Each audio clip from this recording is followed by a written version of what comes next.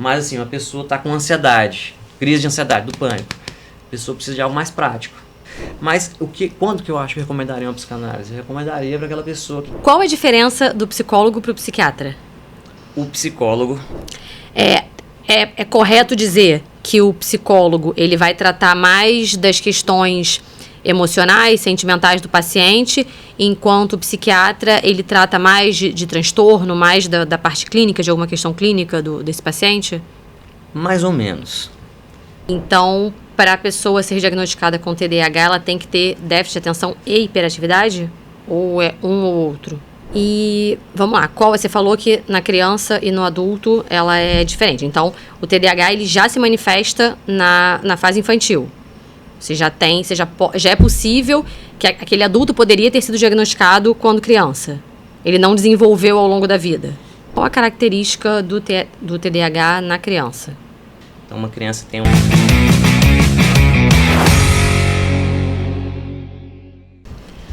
Olá, sejam todos muito bem-vindos a mais um podcast da Wi-Fi. Meu nome é Fernanda Rocha e o programa de hoje a gente vai conversar com o psiquiatra, Dr. Fernando Loyola. Seja bem-vindo, doutor. Obrigada pela presença aqui hoje. Obrigado Fernanda. É um prazer aqui. Muito obrigado pelo convite também. Queria que você começasse se apresentando, falando um pouquinho da sua experiência, da sua formação profissional, como que você chegou na psiquiatria.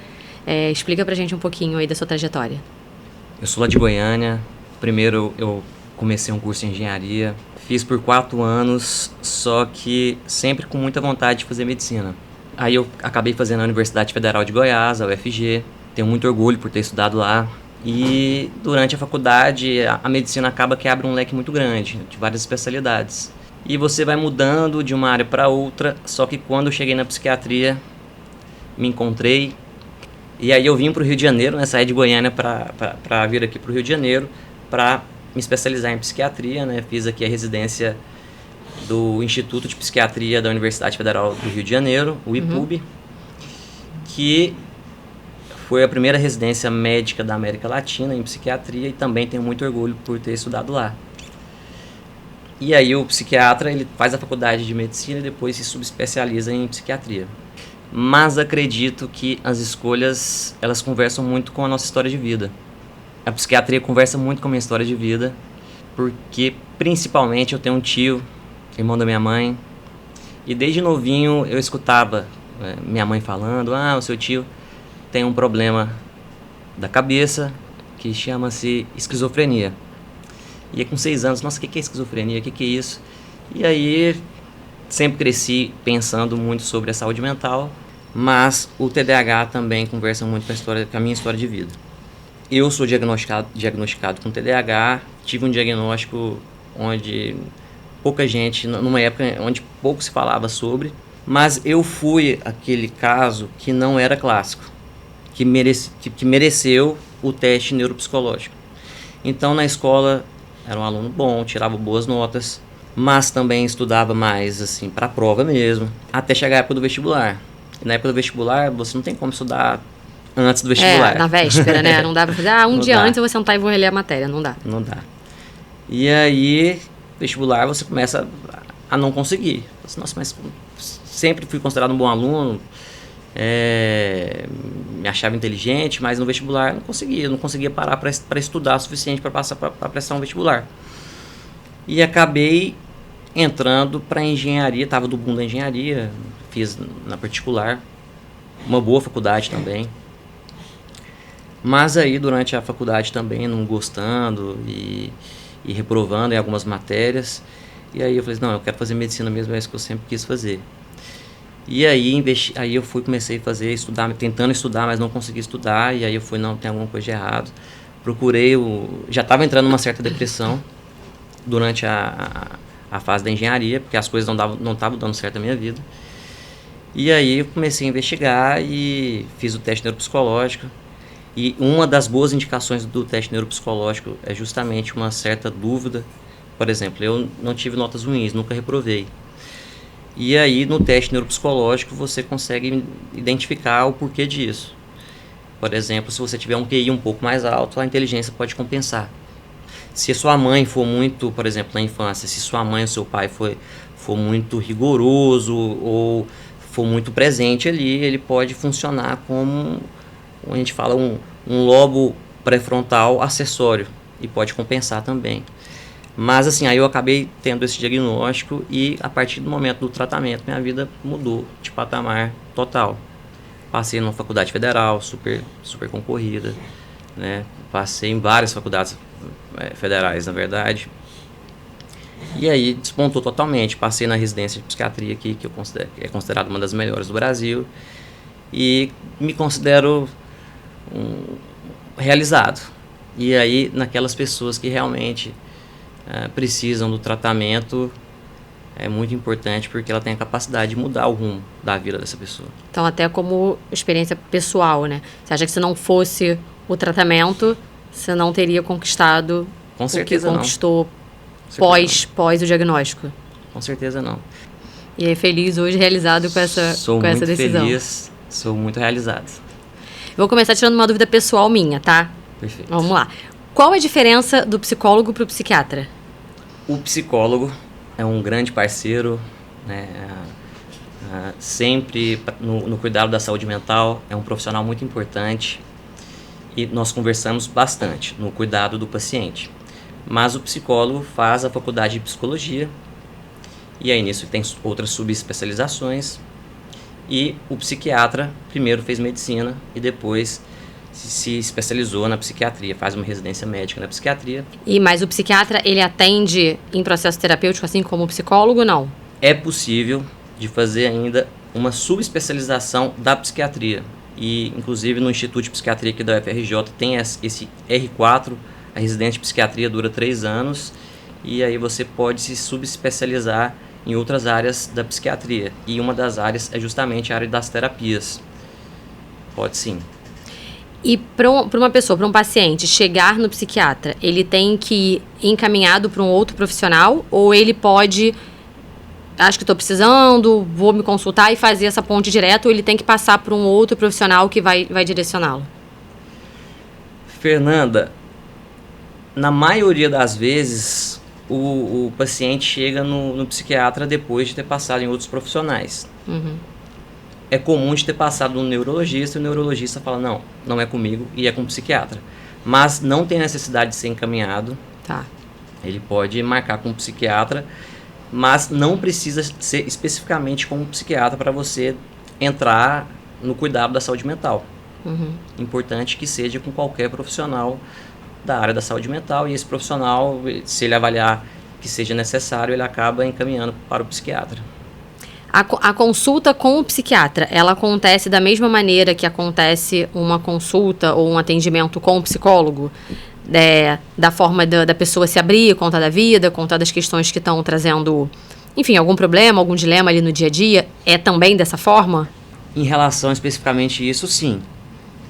Né? É muito importante o psiquiatra poder entender quem é, por exemplo, a Fernanda de maneira global, em todos as suas faces, a sua história de vida, teve alguma dificuldade no seu nascimento, com quantos anos você se alfabetizou, teve alguma dificuldade para falar, teve alguma dificuldade para andar, coisas mais básicas assim, desde você teve traumas.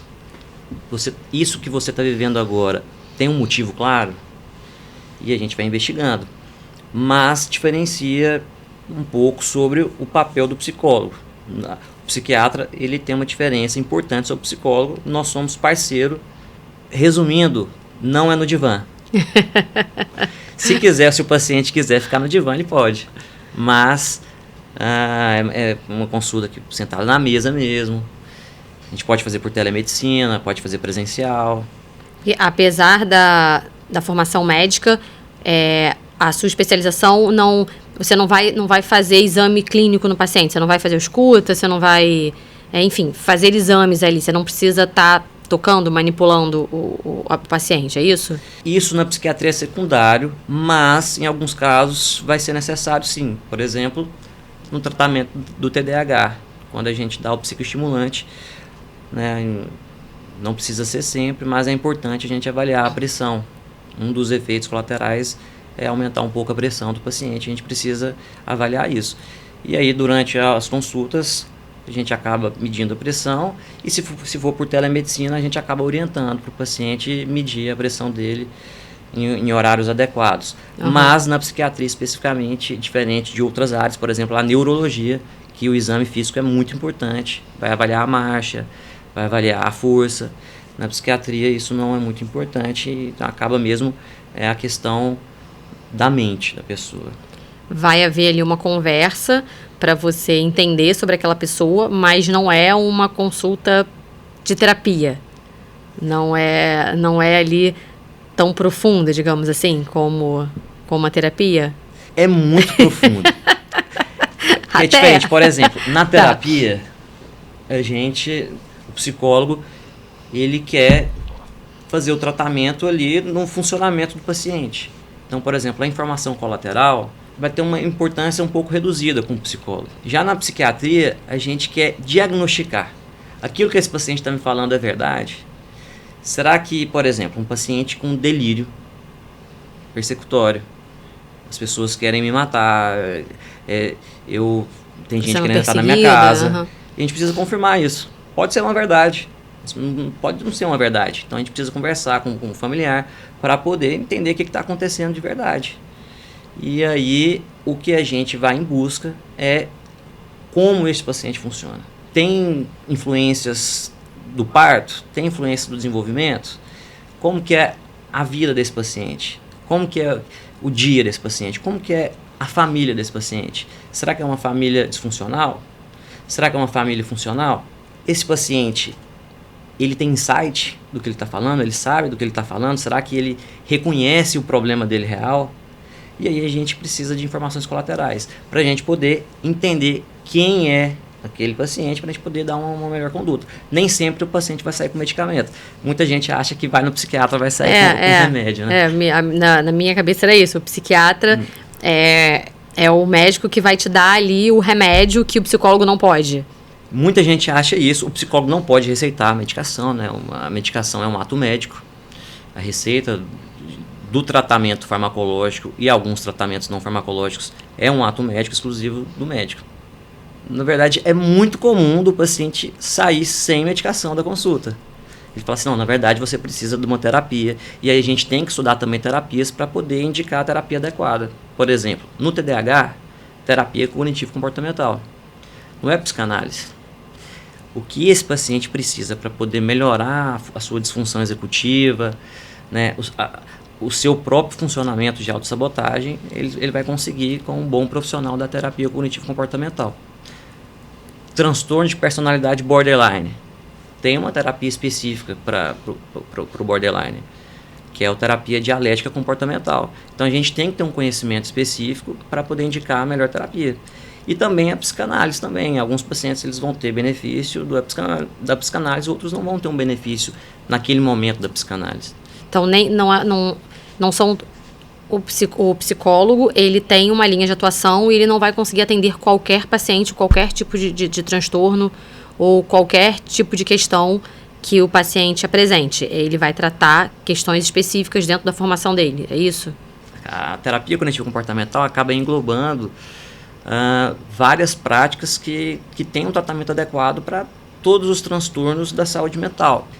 Tem um braço da terapia cognitivo-comportamental que ela está muito bem falado agora, que a gente chama de terapia dos esquemas. A terapia dos esquemas acaba pegando o que talvez da psicanálise tem de bom. Tudo é bom, assim, na verdade, mas o que seria mais interessante da psicanálise? O que seria mais interessante do behaviorismo? O que seria mais interessante da terapia cognitivo-comportamental? E temos diversas. E aí tem a terapia dos esquemas, que ele acaba juntando tudo isso, e essa é a proposta. É correto dizer que o psicólogo ele vai tratar mais das questões emocionais, sentimentais do paciente, enquanto o psiquiatra ele trata mais de transtorno, mais da parte clínica, de alguma questão clínica desse paciente? Mais ou menos. Na verdade, eu indico terapia para todo mundo. Terapia pode ajudar a pessoa mais feliz e bem resolvida do mundo, né? Essa pessoa pode ter alguma disfuncionalidade, alguma questão comportamental que ela gostaria que resolvesse. Um bom psicólogo, ele sabe identificar quando o paciente precisa de um tratamento além da terapia. E é muito comum mesmo, que o paciente passe a aproveitar mais da terapia com o tratamento medicamentoso. Por exemplo, uma pessoa está num transtorno misto, ansioso e depressivo. E ela não consegue absorver e digerir muito o que ela está trabalhando ali na terapia. Muitas vezes ela não vai conseguir. E o resultado da terapia pode ser um resultado um pouco a longo prazo, não é imediato. E isso é um problema agora nessa fase do imediatismo que a gente vive, né? A gente quer tudo para ontem, né? A gente quer um sanduíche, a gente pede no iFood e já consegue rapidamente. Mas a gente quer uma melhora mental, quer se sentir mais confortável, não é assim que funciona. Na terapia acaba demorando um pouco mais. O psicólogo pode identificar e indicar, orientar uma consulta com a psiquiatria. E em várias situações o tratamento da psiquiatria realmente acelera o processo de melhora e facilita a terapia.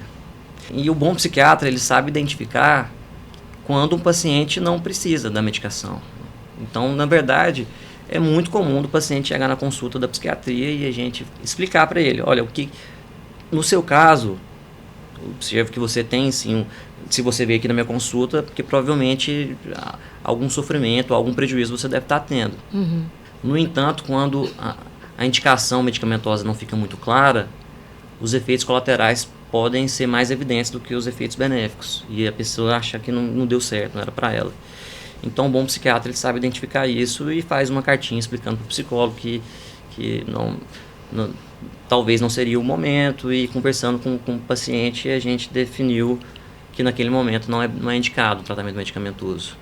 E o tratamento medicamentoso, para essa parte, né, da saúde mental, assim como o medicamento que a gente faz uso para outras questões do corpo, às vezes é necessário ajuste de dosagem ou de troca de medicamento, ou tem que ter uma insistência independente do efeito colateral para que ele chegue num momento de fazer de fato o efeito? Isso muda um pouco dependendo do que a gente está tratando. Mas vou falar, por exemplo, da depressão, ansiedade e depressão. Uma medicação que deu certo para você, com as mesmas queixas, pode não dar certo, por exemplo, para sua amiga, que tem as mesmas queixas que você. Então, a gente tem uma certa maneira de identificar uma melhor escolha da medicação para tentar acertar, ter uma maior assertividade. Mas não é sempre que a gente acerta uma medicação que vai resultar numa melhora importante e rápida com aquela pessoa.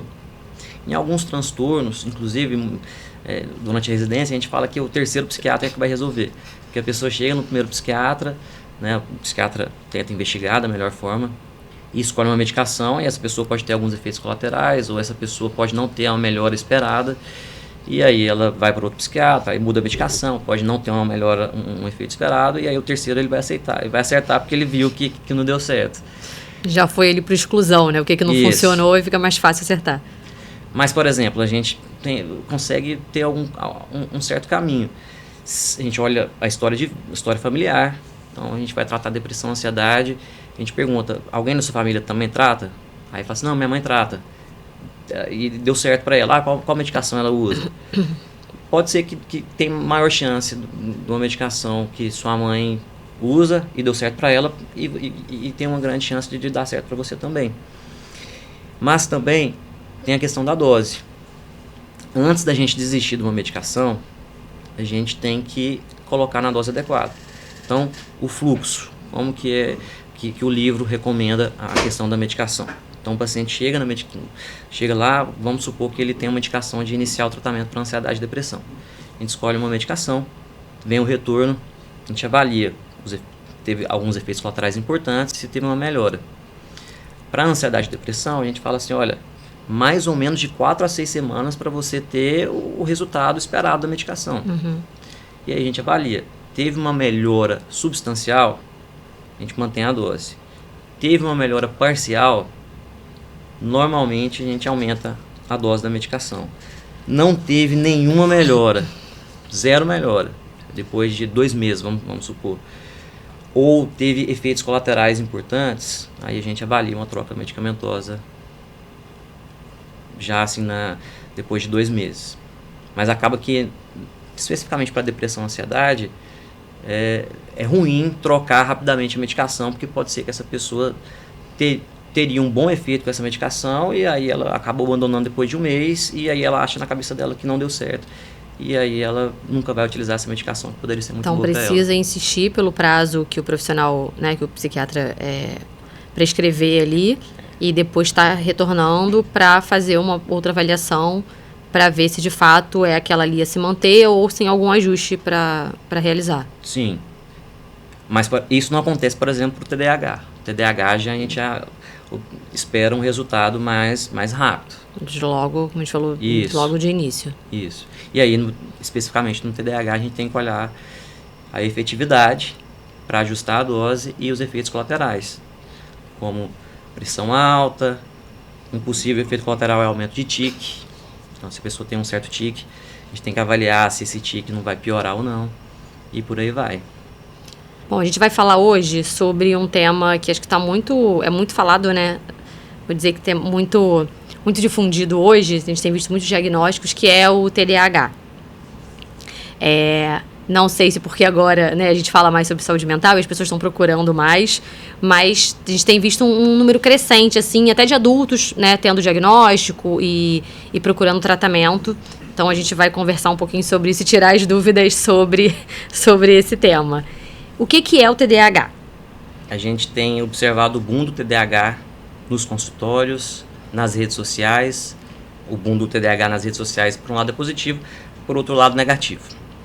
Mas o TDAH é um transtorno do neurodesenvolvimento, ou seja, teoricamente já deveria demonstrar sinais no início do desenvolvimento da vida, e ele acaba afetando principalmente as nossas funções executivas, que acabam dando consequência em desatenção, hiperatividade e impulsividade. E o que significa essa sigla do TDAH? Significa transtorno do déficit de atenção e da hiperatividade. E então, para a pessoa ser diagnosticada com TDAH, ela tem que ter déficit de atenção e hiperatividade? Ou é um ou outro? A gente tem 3 subtipos do TDAH. Tem um subtipo principalmente desatento, tem um subtipo misto e tem um subtipo mais hiperativo e impulsivo. Tem uma diferenciação do TDAH infantil e o TDAH adulto. Na maioria dos casos do TDAH adulto é mais o subtipo desatento e no infantil a gente observa mais o subtipo misto. Tá, a gente vai depois falar um pouquinho especificamente sobre cada um. O TDAH, ele é classificado como doença? Não, transtorno é diferente de doença. Na psiquiatria a gente não chama doença. Tá. A gente acaba chamando de transtorno. E tentando explicar de uma maneira mais simplista, é que doença precisa ter um diagnóstico etiológico claro. O que é isso? Ter uma causa clara, específica. Diabetes, a gente sabe que o diagnóstico etiológico é uma descompensação na taxa de liberação da insulina, e aí a gente chama de doença. Uhum. Na psiquiatria, o diagnóstico etiológico é multifatorial. A gente nunca fala que isso causa isso. E a gente acaba chamando de transtorno. Tá. Então, TDAH, a pessoa possui o transtorno do TDAH. Seria... Possui o transtorno do TDAH porque a causa do TDAH é multifatorial. Tá. E vamos lá. Você falou que na criança e no adulto ela é diferente. Então, o TDAH ele já se manifesta na fase infantil. Já é possível que aquele adulto poderia ter sido diagnosticado quando criança. Ele não desenvolveu ao longo da vida. É um tema um pouco polêmico. Se você for muito criterioso, pegar os critérios diagnósticos de livro, a pessoa sim tem que já ter demonstrado os sintomas desde a infância. Uhum. Especificamente antes dos 12 anos. Mas é um pouco conflituoso entre os estudiosos sobre o TDAH que surgiu na fase adulta. Então, alguns teóricos afirmam que não, esse TDAH do adulto já deveria se manifestar com alguns sintomas e sinais desde a infância, e outros afirmam que sim, que poderia ter o TDAH do adulto que acabou surgindo na fase adulta mesmo. E qual a característica do TDAH na criança? Então, uma criança tem alguma dificuldade escolar, alguma dificuldade de comportamento, só que isso não basta. Tem que ser, no mínimo, em 2 ambientes diferentes. Então, essa criança vai ter algum déficit. Se ela for mais do lado, um funcionamento mais hiperativo, impulsivo, ela vai ser aquela criança que não vai conseguir ficar quieta na cadeira, vai ficar sempre chamando um coleguinha e com o motorzinho ligado. Só que isso precisa também se manifestar em 2 ambientes diferentes, normalmente em casa. Então, uma criança que pode ser algo desafiadora, pode ser um pouco desorganizada, perder muito as suas coisas, pode ser considerada uma criança indisciplinada e, em alguns casos, preguiçosa. No adulto, pode permanecer os sintomas que se manifestaram na infância, na fase adulta, mas o que a gente percebe é que o TDAH no adulto é principalmente do subtipo desatento. Não consegue ter a atenção sustentada durante um tempo adequado, normalmente em atividades que a recompensa não é muito imediata. Então, essas atividades que Por exemplo, ler um livro? Por exemplo, ler um livro. Por exemplo, fazer um trabalho burocrático e difícil de ser feito no trabalho, numa empresa. Estudar. Não tem aquela recompensa imediata, então ele não consegue ter a atenção sustentada. Mas a característica principal do TDAH acaba que com as informações veiculadas nas redes sociais, os pacientes focam muito na atenção. Na atenção e na procrastinação. Uhum. Só que um déficit muito importante que a gente sempre tem que avaliar no paciente que está suspeitando de um TDAH é a disfunção executiva. O que é a disfunção executiva? É a dificuldade no planejamento, na organização, na tomada de decisões, no controle de impulsos e no controle comportamental. É um pouco complexo falar dessa forma, mas, dando um exemplo de consultório sobre um caso sobre um paciente, por exemplo, ele quis estudar para um concurso público. E aí, quando você estuda para o concurso público, você já tem sua vida, você tem seu trabalho, você tem sua família, então você tem o horário do seu trabalho para sustentar sua casa, tem contas a pagar, então você já tem a sua vida já. Tem que administrar aquele tempo. Tem que administrar a sua vida para conseguir se dedicar a também estudar para aquele objetivo. Isso. Aí uma pessoa pensa, não, eu quero fazer um concurso público, então eu tenho que mudar a minha vida, eu tenho que avaliar onde que eu vou conseguir ter um tempo a mais para poder estudar. Então isso vai na função do planejamento. Aí perfeito, a pessoa planejou, ela vai, terça-feira eu trabalho menos, eu vou ter mais tempo, e aí já vai para a questão da organização. Quais são as matérias que eu preciso estudar? Eu vou fazer um cursinho ou não vou fazer um cursinho? Eu vou estudar fazendo questão, não vou estudar fazendo questão? E aí colocar o plano em prática, organizar como que isso vai acontecer. E aí, por exemplo, está faltando 5 meses para o concurso. E a pessoa precisa agora decidir quais são as matérias mais importantes. Então, olha, não vai dar para estudar tudo. Preciso priorizar uma matéria que tem maior chance de cair. E a pessoa precisa ser decidida. E aí, por exemplo, aí a pessoa decide, não, preciso estudar X matéria que cai mais. E aí, quando ela começa a estudar, ela precisa controlar os seus impulsos para não, quando ela começou a estudar lá, para não, tô com sede, vou beber água. Aí eu volto pro estudo. Preciso comprar uma escova de dente. Aí entra no celular, começa a escovar, pensa nas 1 milhão de coisas que ela precisa comprar, e aí o estudo mesmo acaba indo embora. Então, o TDAH e a disfunção executiva, ela acaba tendo muita dificuldade para botar esse plano, por exemplo, para o concurso público em prática. Ele pode não falhar em todas essas etapas que você falou, mas de repente uma delas vai pesar mais ali, ele não vai conseguir administrar tão bem para chegar naquele objetivo. Isso, até porque também a gente acaba classificando em TDAH leve, moderado e grave.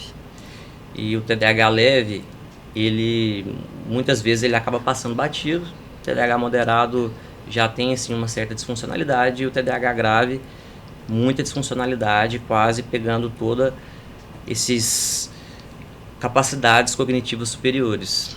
Que seria aquela pessoa que ela não consegue Não consegue se nem desenvolver. começar uma tarefa. Não consegue. E aí o TDAH, ele pode trazer muito prejuízo na vida dessa pessoa.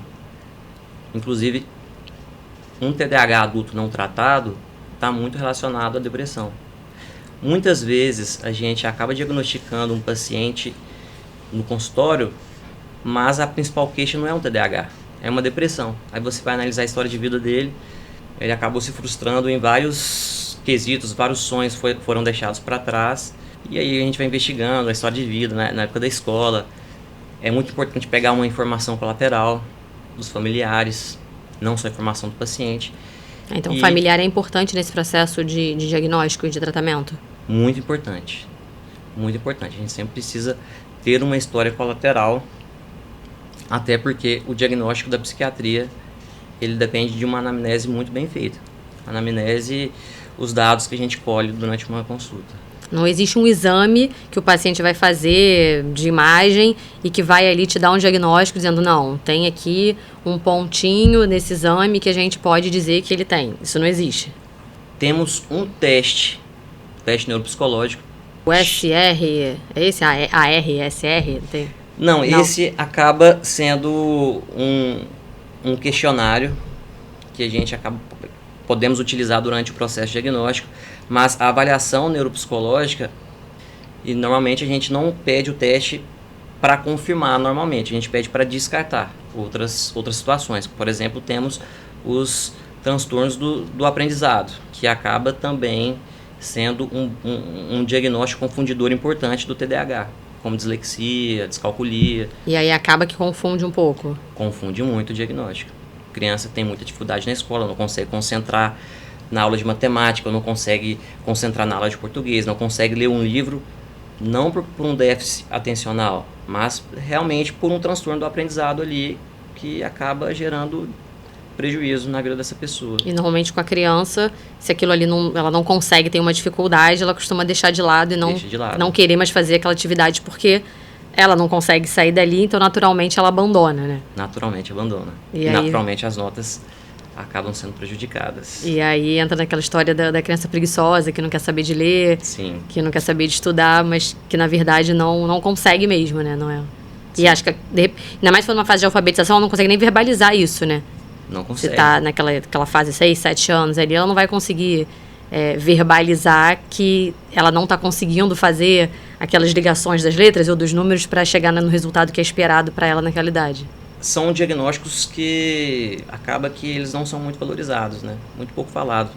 Dislexia um pouco mais, mas descalculia quase não é A dislexia, a criança tem que necessariamente estar na fase de alfabetização. Pode permanecer durante a fase adulta. Não, mas digo assim, antes da alfabetização, acho que não é diagnosticável ou é?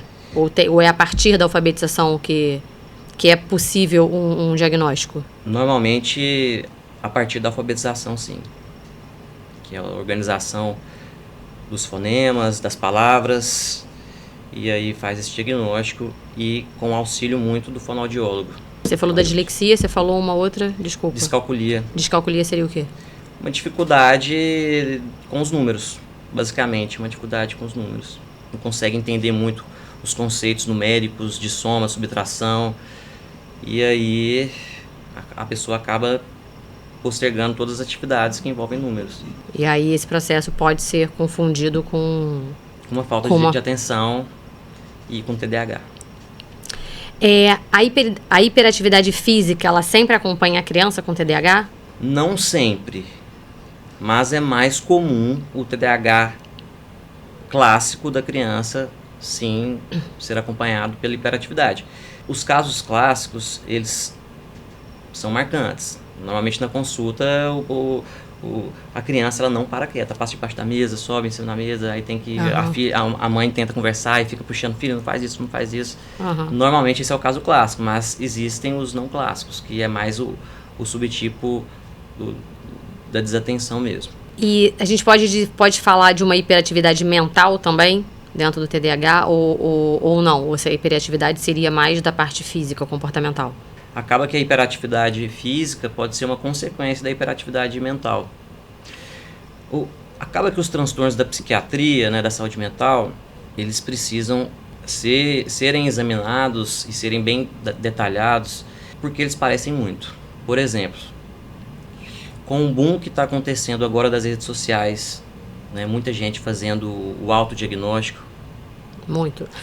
Chega na consulta, acaba que os pacientes já chegam com o diagnóstico pronto, né, na cabeça, mas acaba que a grande maioria dessas pessoas estão mais para a ansiedade do que para o TDAH. E a ansiedade, sim, ela também acaba gerando prejuízos importantes, seja numa procrastinação, seja na atenção, porque a cabeça da pessoa não para. E aí quando a gente começa a tratar a ansiedade, medicamentoso ou não, de forma medicamentosa ou não, acaba ocorrendo uma melhora importante na atenção. É comum, então, a pessoa já chegar no seu consultório com o diagnóstico formado por ela mesma, da cabeça dela mesma. É muito comum a pessoa já chegar com o diagnóstico pronto, né, e se identificando com todos os sintomas que ela acabou pesquisando. Você encontra as escalas, né, alguns questionários sobre o TDAH na internet. Ela já chega assim, deu positivo. Já fiz, já sei, eu tenho, tá aqui. Algumas, inclusive, já chegam com teste neuropsicológico pronto. Já chega assim, olha, deu TDAH. E aí acaba sendo um pouco complexo até a gente poder desconstruir essa ideia que merece uma investigação. E não, a gente não pode comprar essa ideia que já é um TDAH diagnosticado. Não é só o teste, o teste sozinho, ele não vai definir o transtorno. O teste neuropsicológico é um teste caro. Então surgiram profissionais que oferecem a avaliação neuropsicológica a um preço um pouco mais acessível, mas numa qualidade também questionável. Muitos, inclusive, acabam fazendo o teste em velocidade industrial. Então eles marcam 10 pacientes no dia para fazer uma avaliação neuropsicológica e a qualidade é bem questionável. E normalmente eu questiono muito no teste neuropsicológico. Assim como o exame de sangue, a gente não deve fazer exame de sangue sem ter uma queixa, o teste neuropsicológico também. Teoricamente ele tem que ter uma indicação clara. Por que foi indicado um teste neuropsicológico? E aí a gente tem que sempre conversar com a história de vida dessa pessoa, para a gente poder confirmar um possível diagnóstico, poder descartar outros diagnósticos que confundidores antes de dar o diagnóstico de TDAH. O ideal seria esse teste ser feito pelo profissional que vai acompanhar a pessoa, pelo psiquiatra, ou enfim, pelo profissional. Só o psiquiatra que pode aplicar o teste? Não. Na verdade, o teste ele é aplicado por um neuropsicólogo. Tá. Uma pessoa que fez psicologia, depois se subespecializou em neuropsicologia. Normalmente, a gente indica lugares que a gente sabe que tem uma maior qualidade. De confiança para poder fazer. Mas não necessariamente tem que ser o profissional que vai acompanhar aquela pessoa que tem que aplicar o teste. Normalmente ele não aplica o teste. Não aplica, tá. Mas a gente conversa junto, pode conversar com o profissional que vai aplicar o teste. E quando a gente fala do adulto com TDAH, né, a criança, a gente está falando do comportamento clássico, aquela criança que é vista como levada, como a que não para quieta, agitada, seria um dos sintomas mais clássicos do TDAH, né, pelo que a gente falou. Mas eu também não posso dizer que toda criança levada ou toda criança que não para quieta tem TDAH? Com certeza não. Inclusive, a criança ela tem que ter um nível de curiosidade do mundo. Ser um pouco traquina, serelepe mesmo. Assim, isso faz parte da infância e é importante que seja assim. E no adulto, qual é aquele comportamento, aquela característica mais clássica ali, ou que de repente, para a pessoa acender ali uma luzinha, se de repente ela ainda não pensou nisso, e até procurar, né? Procurar algum profissional para poder ajudar na condução. Mas assim, antes do boom do TDAH, o TDAH não era muito falado, e aí chega um paciente, normalmente por queixas depressivas, e aí a gente vai analisar a história de vida dele. Ele tentou fazer faculdade, abandonou, tentou fazer, aí chega lá 3 faculdades, nenhuma conseguiu prosseguir, abandonou no primeiro, segundo, terceiro semestre.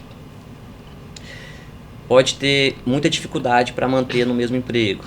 Ele acaba se frustrando, acaba acreditando que ele é pior que as outras pessoas, que ele não vai dar conta. Faz aquela comparação natural, né? Isso, faz das pessoas que estão em volta, de como é que a vida tá, do que conquistou, e eu não consigo Isso. prosseguir com a minha, né? E aí você vai analisar nos mínimos detalhes também. Por exemplo, a pessoa dirige, ela pode ter várias batidas no carro, batidas mínimas, né, de um carro arranhado, perde muitas das coisas. Mas o diagnóstico é uma síndrome, então é uma soma de sintomas. Então não basta a pessoa falar assim, eu tenho um sério problema de procrastinação. Isso não é igual que seja um TDAH. Tem que ter uma soma de sintomas para a gente poder dar o diagnóstico. Se tem alguma dessas questões incomodando, que de repente a pessoa acha que acontece de maneira corriqueira ou recorrente na vida, aí seria um alerta para investigar, pelo menos. Com certeza. Merece muita investigação. E também não é só isso. A questão da impulsividade acaba sendo muito importante e de uma certa desregulação emocional. Então, o que é a impulsividade para a psiquiatria? De maneira bem simples, é você fazer coisas que você vai se arrepender depois. Isso pode se traduzir também muito na fala. Então, tem aquela pessoa que acaba não conseguindo esperar a vez dele de falar, mas que também confunde um pouco com a ansiedade. Por isso que merece uma investigação bem minuciosa e criteriosa. Mas, normalmente, é uma história de vida que tem consequências no passado e não só como ela funciona hoje em dia. Agora, um ponto muito importante é que também, né, tem o que a gente tem falado e caracterizado no mundo de hoje, que é o TDAH induzido. Que seria o quê? Que é a nossa nova vida moderna com celular, muitas informações. Inclusive, um dado muito importante, o TDAH ele é muito mais prevalente, ele é muito mais comum nos países desenvolvidos do que nos países subdesenvolvidos. Então, nos países desenvolvidos, normalmente tem a questão do trabalho que demanda muito cognitivamente, a pessoa precisa se esforçar muito, precisa entregar resultado, metas, e aí nós somos expostos a inúmeras informações, inúmeros estímulos a todo momento. Cobranças. Isso, cobranças também. Precisamos bater as metas. Todo mundo gostaria de ser mais produtivo. E aí aquela coisa que acaba uma meta, já vem outra, e acaba uma e já vem outra. Tem uma pesquisa recente que eles demonstraram que 90% das pessoas elas vão se identificar com os vídeos sobre TDAH na rede social. Quem não gostaria de ser mais produtivo? Sim. Quem não gostaria de não procrastinar? Então, tem essa questão também que merece muito ser avaliada antes da gente dar um diagnóstico de TDAH. E acho até também um pouco com essa questão das redes sociais hoje em dia, da comparação, né? Que o outro está sempre produzindo mais, está sempre fazendo mais, está sempre conquistando mais do que a gente. E aí gera essa questão. Será que eu estou fazendo menos? Será que eu estou fazendo errado? Né? Por que o outro está conseguindo e eu não? Sem saber se aquilo é uma realidade, né? Se aquilo ali não é só um personagem que está ali expondo, mas que não bota as dificuldades reais ali, né? Ele só mostra o lado bom, não mostra o por trás até se é um resultado real, o que aconteceu para aquele resultado de fato tá ali, o que ele passou também, né? Não foi só o momento do sorriso e da glória, né? O que custou para chegar ali. Perfeito, né? A rede social é aquela questão, né? Da grama do vizinho é sempre mais verde, né? E aí a gente fica querendo sempre entregar mais. E aí vem a notícia sobre o TDAH, sobre será que minha vida não poderia ser explicada por um transtorno e que teria um tratamento mágico que eu poderia melhorar completamente minha vida? E o TDAH, diferentemente de outros transtornos da psiquiatria, ele caiu no gosto, né? Muita gente está gostando de ter esse diagnóstico. Ele quer ter esse diagnóstico. É porque talvez o diagnóstico resolva. Isso. Né? Se eu tiver o diagnóstico, eu vou ter um tratamento e vai resolver o meu problema. E aí eu não vou mais sofrer com essa ou aquela questão. Então acaba sendo um alento ali, você descobrir que você tem um diagnóstico para uma deficiência, para uma dificuldade do teu dia a dia. Né? Quais são os níveis de TDAH? Importante também diferenciar que existe a escola da psiquiatria mais norte-americana e a escola da psiquiatria mais europeia. O TDAH é um diagnóstico muito forte lá nos Estados Unidos. Lá na Europa, eles são mais criteriosos para dar o diagnóstico do TDAH. Mas a gente classifica como TDAH leve, TDAH moderado e TDAH grave. E essa classificação acaba sendo importante para a gente decidir a estratégia terapêutica. Tá, então a primeira, após o diagnóstico, é decidir qual é o nível, qual é o grau, para aí então entrar com o tratamento, efetivamente. Isso. Existe alguma relação do TDAH com o autismo? Existe uma certa relação. Por quê? Porque são dois transtornos do neurodesenvolvimento que já tem que demonstrar sinais desde o início da vida. Mas, quando você é mais acadêmico, mais criterioso, você evita falar que... É muito comum das pessoas chegarem também no consultório e falar assim... o paciente já passou por outros profissionais anteriormente, aí você vai perguntando se ela já tem algum diagnóstico, e a pessoa, não, eu tenho sim. Ou então, meu filho tem autismo, TDAH, ansiedade, depressão, e aí vai. Mas quando você quer ser mais acadêmico, mais criterioso, o diagnóstico da psiquiatria, ele tem que explicar quase tudo, mas existem as comorbidades. Mas normalmente o diagnóstico de autismo e TDAH pode gerar um certo conflito. Teoricamente o autismo explicaria toda a disfuncionalidade dessa pessoa. Tá. E existe alguma relação do TDAH com a genética? Existe alguma tendência, algum estudo que direcione isso para algo genético? Na psiquiatria, de modo geral, a gente sempre fala, né, que a causa do transtorno e dos problemas, elas são multifatoriais. Alguns transtornos têm uma influência genética muito mais importante, outras menos. O TDAH tem uma influência genética muito importante. Então, alguns estudos falam que cerca de 75% seria a influência genética para o diagnóstico. Não somente genética, mas também congênita. Que no caso, por exemplo, talvez substâncias tóxicas que durante a gestação, a mãe entrou em contato durante a gestação, poderia também ser uma possível causa para o TDAH. E no caso do pai ou a mãe terem TDAH, existe uma maior chance da criança também vir a ter o transtorno?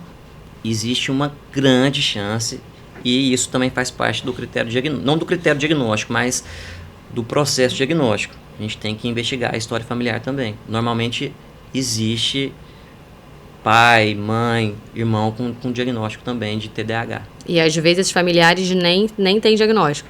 Nem imagina.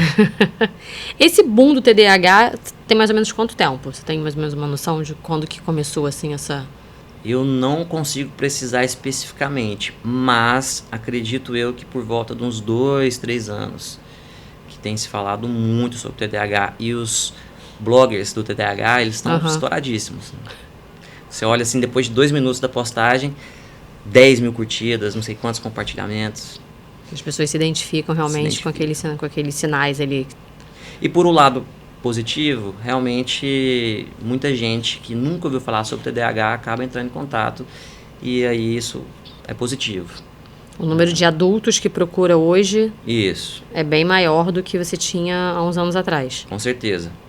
E então acaba chegando pacientes com diagnóstico real de TDAH que só ficaram sabendo que existe esse transtorno pela rede social, mas também existem aquelas outras pessoas que não têm o diagnóstico de TDAH e se identificam.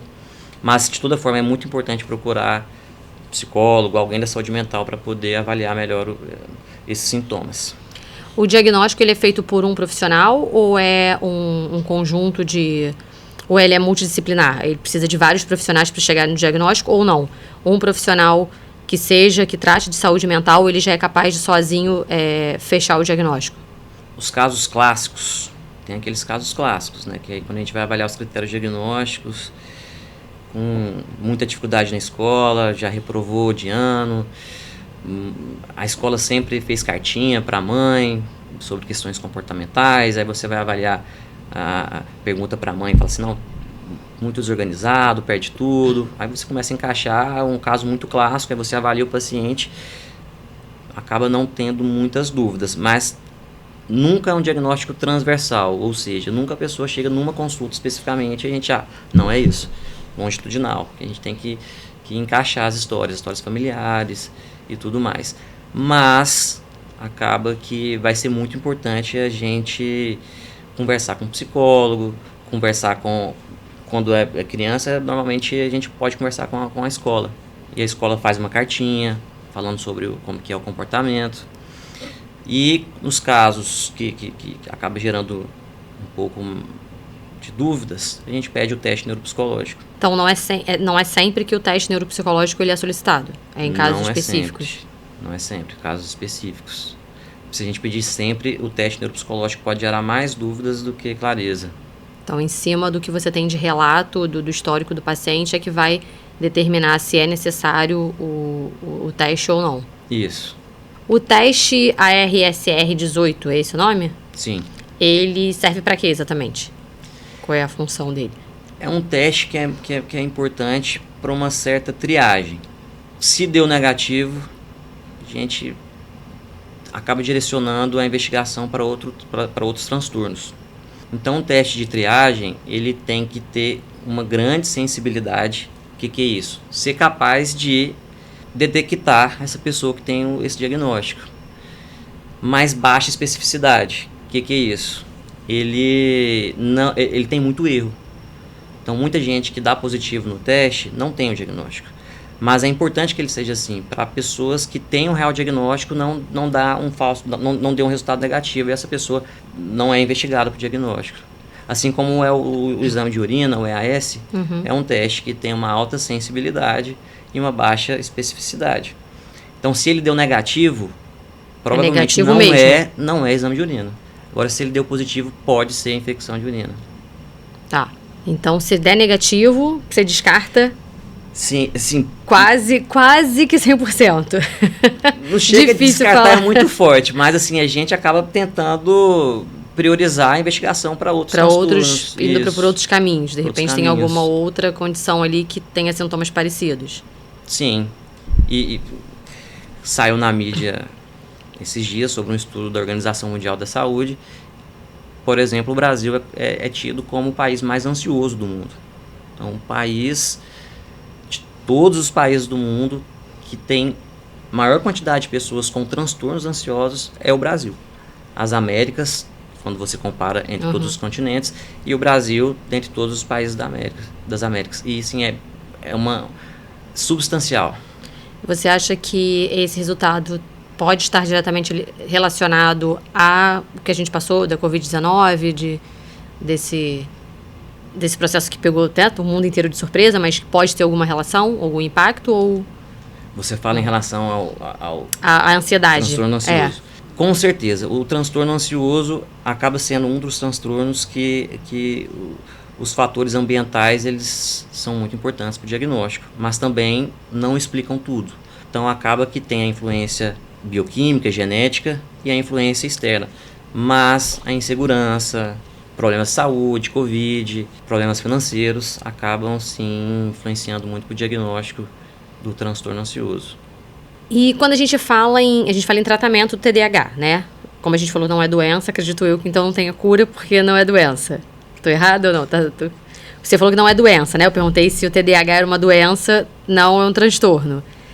Não é uma doença, é um transtorno. Então, não se fala em cura, se fala em tratamento. Ou pode falar de cura para TDAH? Pode falar de cura. Acaba que a diferença entre transtorno e doença é mais conceitual mesmo. Mas pode falar teoricamente em cura. Por quê? Quando você olha os dados, a prevalência do TDAH na infância é cerca de 5%. A prevalência do TDAH no adulto, cerca de 2,5%. Então, alguns pesquisadores, eles apontam que aquelas crianças que são identificadas precocemente e acabam tendo o tratamento adequado, uma terapia cognitivo-comportamental, por exemplo, que ela é muito importante para o paciente que tem o diagnóstico de TDAH.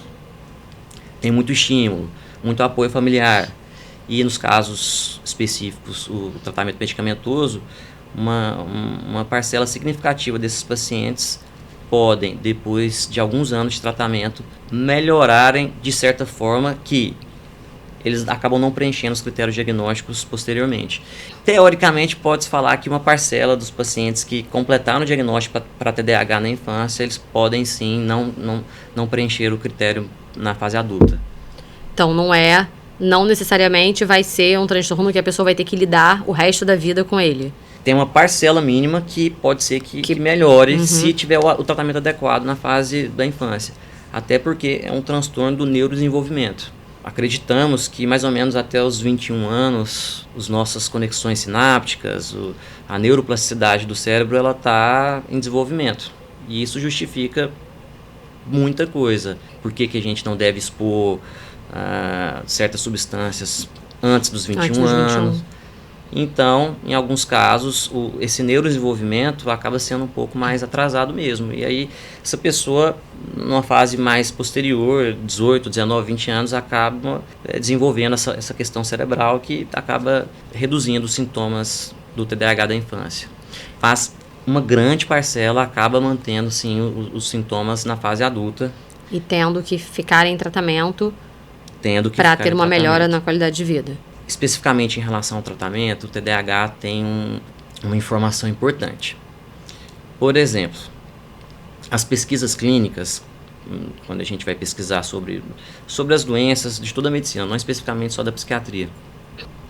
Basicamente, um ensaio clínico onde a gente separa o grupo A e o grupo B. O grupo A toma o placebo, um farinha de trigo, e o grupo B toma a medicação estudada. Isso com pessoas mesmo, pessoas reais, digamos assim. Com pessoas reais. Tem várias etapas, mas tentando simplificar o processo.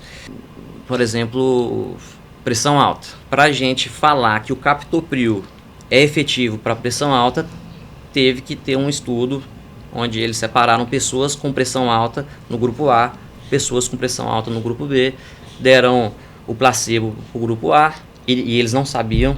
A pessoa que toma não sabe o que ela está tomando. E nem um pesquisador. Tá. A gente chama de duplo cego. É o cegamento, porque o pesquisador, quando ele está pesquisando, ele quer aprovar aquilo que ele está pesquisando. Fala, deu certo. Então, acaba tendo esse cegamento. Então, dá a medicação para o grupo A, a medicação para o grupo B.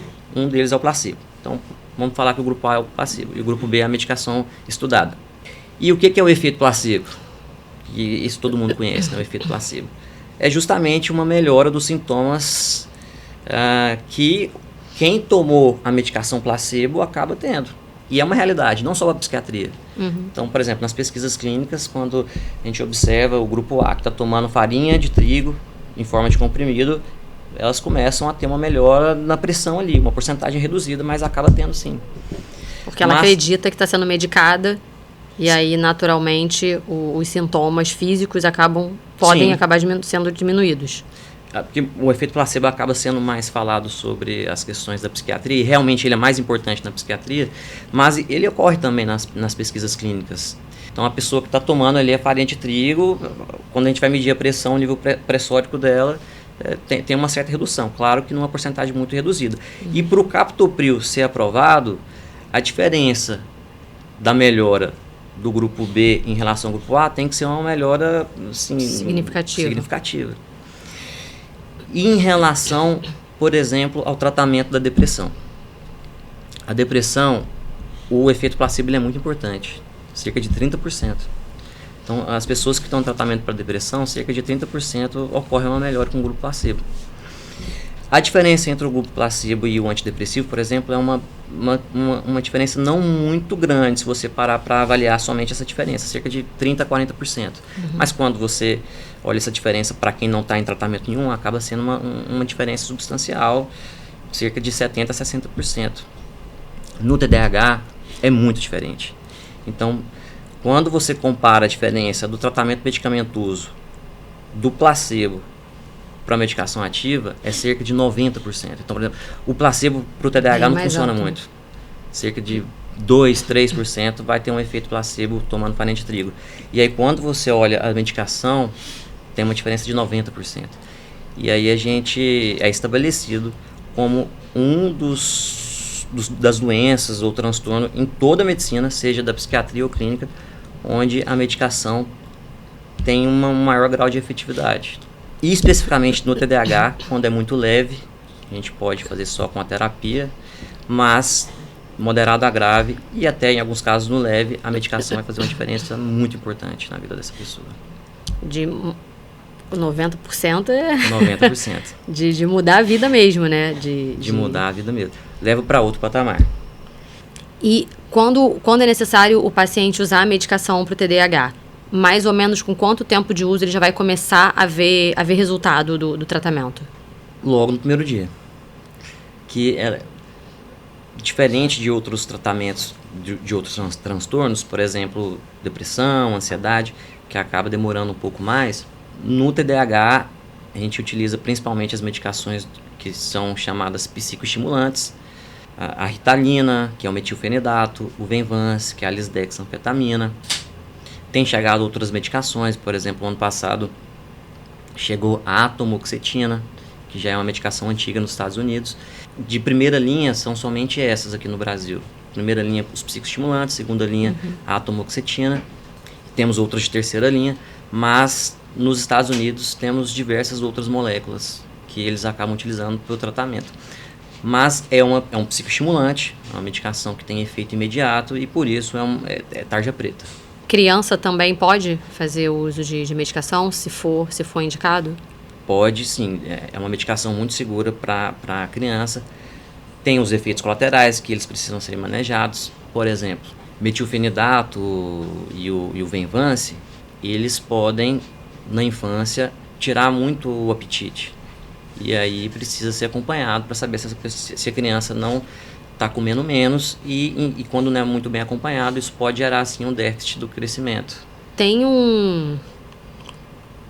vou dizer assim, uma moda que a galera estudante ou concurseira, que às vezes faz uso sem nenhuma indicação de algum desses medicamentos com a promessa, ou enfim, de conseguir se concentrar mais, para estudar melhor, para passar mais tempo estudando, né? Enfim, para atingir um objetivo de faculdade ou de concurso público. Você tem visto, assim, uns grupinhos falando desses medicamentos e usando Sim. de maneira, assim, né, por conta própria. Quais são os riscos do uso da medicação sem a indicação correta? Essas medicações são os psicoestimulantes. Então, na verdade, é importante saber quem não pode tomar essa medicação. Alguns transtornos da psiquiatria, você tem que evitar o tratamento medicamentoso com os psicoestimulantes, por exemplo. Quem é naturalmente ansioso e utiliza a medicação para o TDAH pode piorar a ansiedade. E aí essa pessoa vai estudar e ela não consegue estudar. Então, para o resultado e para aquilo que ela quer, não é uma escolha muito inteligente. Porque se a pessoa tiver ansiedade também, ela não vai se concentrar, ela não vai se manter com a atenção sustentada, não vai dormir direito. E para você poder aprender, a pessoa precisa dormir para poder assimilar, né, o que aprendeu.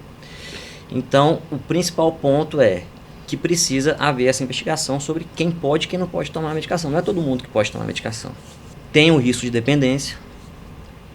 Então, o que é medicação tarja preta? Por que existe medicação tarja preta? São medicações que o efeito são imediatos. Por exemplo, o Rivotril, alprazolam, que é utilizado em algumas situações, mas também muita gente utiliza de maneira Sim. sem ser acompanhado por médico. Isso. Ela faz efeito imediato, na mesma hora. E os psicoestimulantes também, eles fazem efeito imediato. E as medicações que não geram vício, dependência, como, por exemplo, os antidepressivos, eles são um tratamento a longo prazo. Então, a pessoa toma, na verdade, até no início, no tratamento virgem, a pessoa tem até muito efeito colateral. Mas o efeito da medicação vai ser muito depois. Então, teoricamente, as medicações não geram dependência e vício.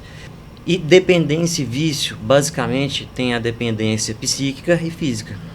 A dependência psíquica é a pessoa achar que ela não vai conseguir sem a medicação. E a dependência física é a pessoa passa a ter sintomas físicos mesmo quando a pessoa fica sem a medicação. Então é muito comum em relação às medicações, quando utilizadas de maneira inapropriada, a pessoa achar que ela só vai conseguir estudar estando medicada.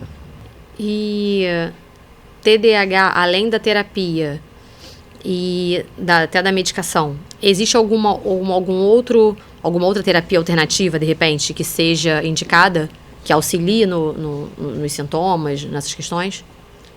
Atividade física praticamente para todos, né? todos os transtornos. E para o TDAH especificamente, temos estudos clínicos que demonstram o quão a atividade física melhora os sintomas. Inclusive, tem alguns estudos que apontam para atividades físicas específicas, principalmente na criança, na infância, como arte marcial. Vai trabalhar muito a questão da disciplina, o respeito, Regras, a hora, ali, né? regras. Se estiver aberta na possibilidade de fazer uma arte marcial, eu sempre falo assim, recomendo. Principalmente para pessoas mais novas. Judô, jiu-jitsu, karatê. E tem evidência científica para isso. Além disso, são estudos pequenos, não tem uma grande evidência científica, mas temos estudos apontando por uma certa ação do ômega 3, temos estudos apontando por uma certa ação do cacau. Do cacau. A própria cafeína também, né? A questão do estimulante da cafeína, mas nada comparado à medicação padrão ouro para o TDAH. Levou para outro patamar o tratamento. Seria complementar, digamos assim. Se fosse o caso de entrar com outro tipo de terapia, seria para complementar o tratamento. Na escola europeia, eles postergam o tratamento medicamentoso. Então, a primeira indicação ao paciente, seja ele grave, moderado ou leve, terapia cognitivo-comportamental, e aí, durante a terapia cognitivo-comportamental, vai estimular práticas de atividades físicas, outras atividades terapêuticas que poderia estimular aquela situação que a pessoa tem uma certa dificuldade, e por aí vai, na escola europeia. E aí, se for insuficiente o resultado, medicação. Normalmente a gente escolhe a medicação para saber se essa pessoa tem uma contraindicação ou não tem uma contraindicação. Por exemplo, o transtorno bipolar. O transtorno bipolar é muito relacionado ao TDAH. Temos 3 vertentes de pensamento. Algumas últimas meta-análises, que são estudos muito complexos e detalhados, bons estudos, eles apontaram uma comorbidade muito importante entre o TDAH e o transtorno bipolar.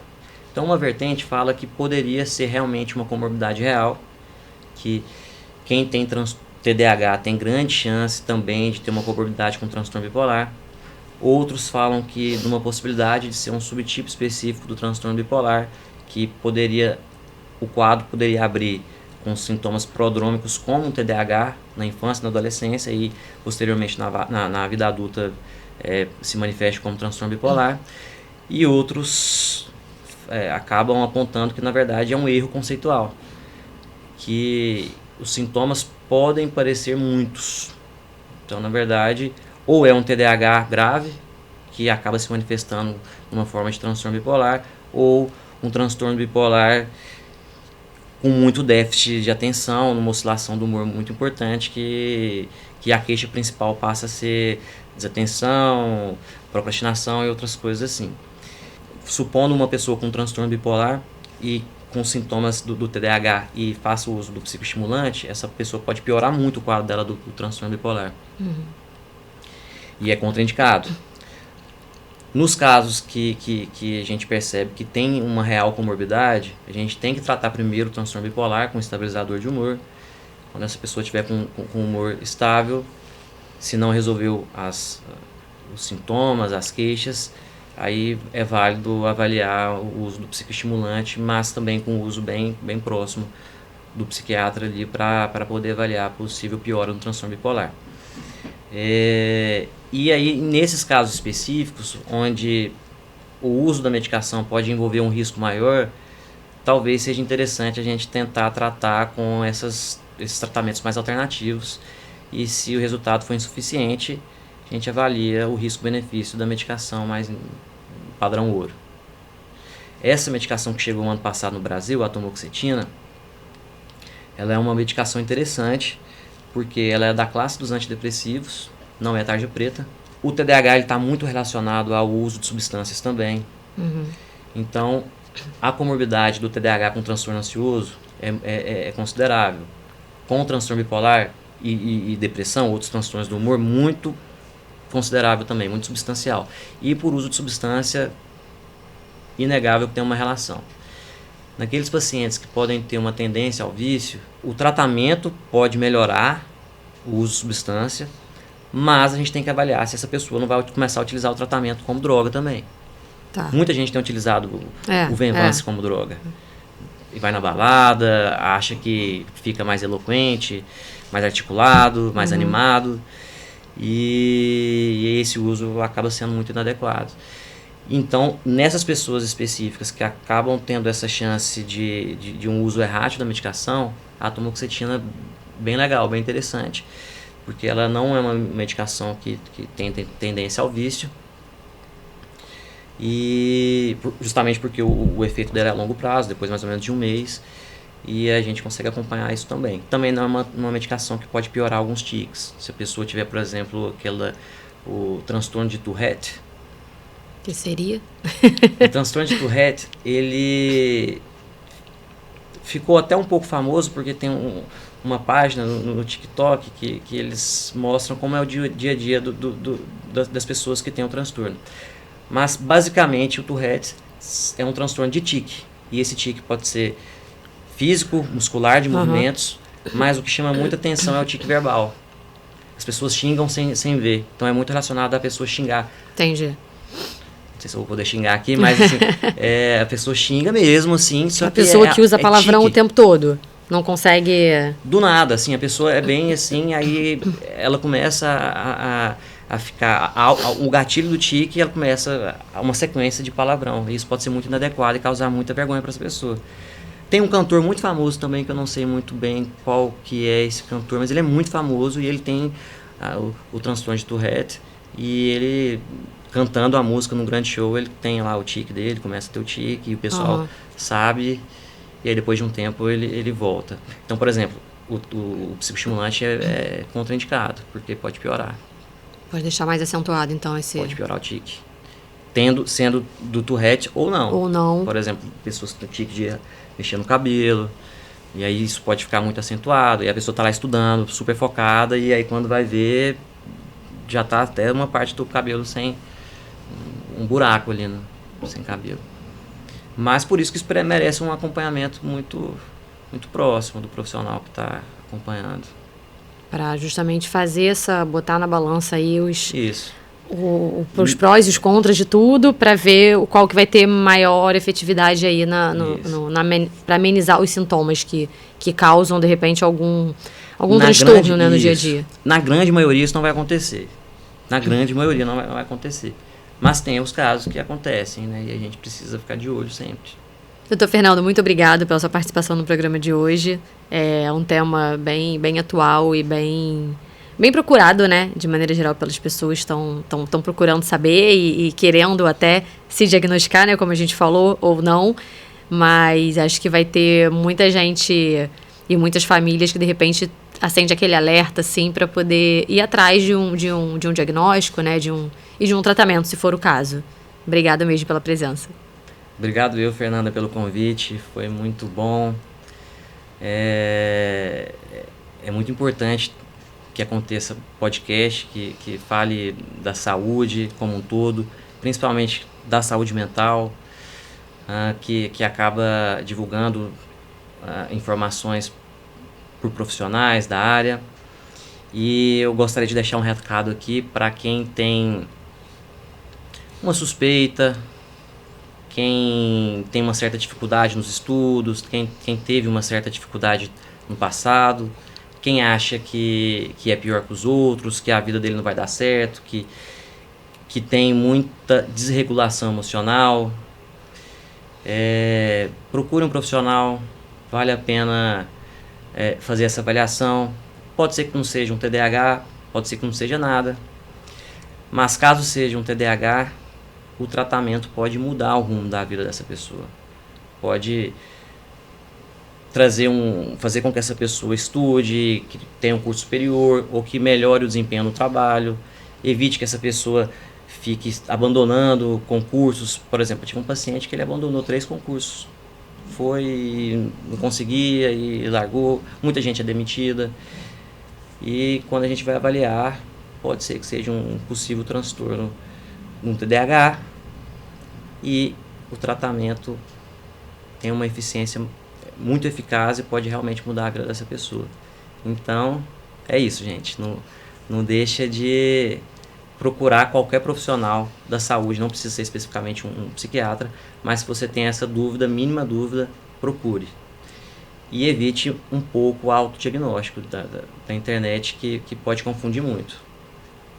Obrigada, doutor. Alerta importante, né? Agradeço eu.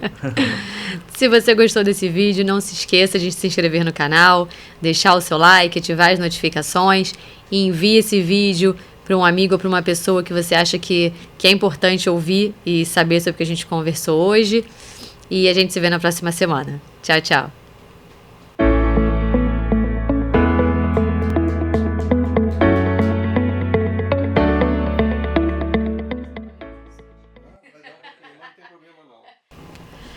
Fernando, qual é a diferença que a gente estava falando da terapia, né, do psicólogo?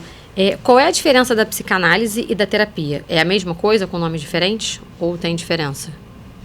Mas quando que eu acho que eu recomendaria uma psicanálise? Eu recomendaria para aquela pessoa que quer saber se aquilo que aconteceu lá atrás influencia no que ela é hoje. Será que se ela fica retomando muito esse pensamento, a pessoa está tranquila, a pessoa trabalha, a pessoa não tem especificamente uma depressão, uma ansiedade, mas ela tem alguma coisa que aconteceu com ela no passado que ela não digeriu muito bem. Então a psicanálise pode ser muito importante nesse sentido. E aí esse trauma do passado, que é um lobo mental que sempre vem e pode deixar essa pessoa triste ou não sabendo lidar com esse pensamento que vem, pode ser muito interessante. Mas assim, uma pessoa está com ansiedade, crise de ansiedade, do pânico, a pessoa precisa de algo mais prático, terapia cognitivo-comportamental. Teoricamente, a terapia cognitivo-comportamental vai dar pequenas tarefas mínimas para essa pessoa, mínimas mesmo, e a partir desse mudança no comportamento vai gerar uma mudança na cognição que vai gerar uma mudança no comportamento. E aí isso tem mais evidência científica, tem como a gente colocar isso palpável. Então, o grupo A vai fazer algo que não tem um estudo. O grupo B vai fazer isso, isso, isso e isso. Então, para resultado mais prático, terapia cognitivo-comportamental e o braço. Eu gosto muito da terapia dos esquemas. Coisas do passado que você pode te influenciar e você gostaria de saber quem é você e alguma coisa do passado, psicanálise. Mas esse tique aí que você falou, a pessoa, ela do nada ela fica agressiva, xinga e volta, ou não, ela só fala palavrão? No Tourette, no Tourette, ele pode ter uns impulsos assim de bater assim na outra pessoa. Mas normalmente, se for uma síndrome pura, não está associada à agressividade não. Mas assim, é muito interessante, depois você olha no YouTube para você ver, você acha que a pessoa está até forçando. Por exemplo, vou falar aqui tem um tio do amigo meu que ele tem. E aí ele chega assim no supermercado, e aí se ele vê alguma coisa que ele não tá gostando, é sem ver. Ele fala sem ver, é um tique, ele fala assim, vai trabalhar, desgraça, não sei o quê. E aí, desse jeito mesmo. Por exemplo, a pessoa fala assim, tudo bem, seu GS? Eu falo assim, e aí, desse jeito, assim, é chocante. E aí você vê essa questão. É mais comum que é de conjunto. A pessoa fica, dá um tique assim e fala também um tique verbal. Dá um grito. Ah! E aí não poderia utilizar. Sim.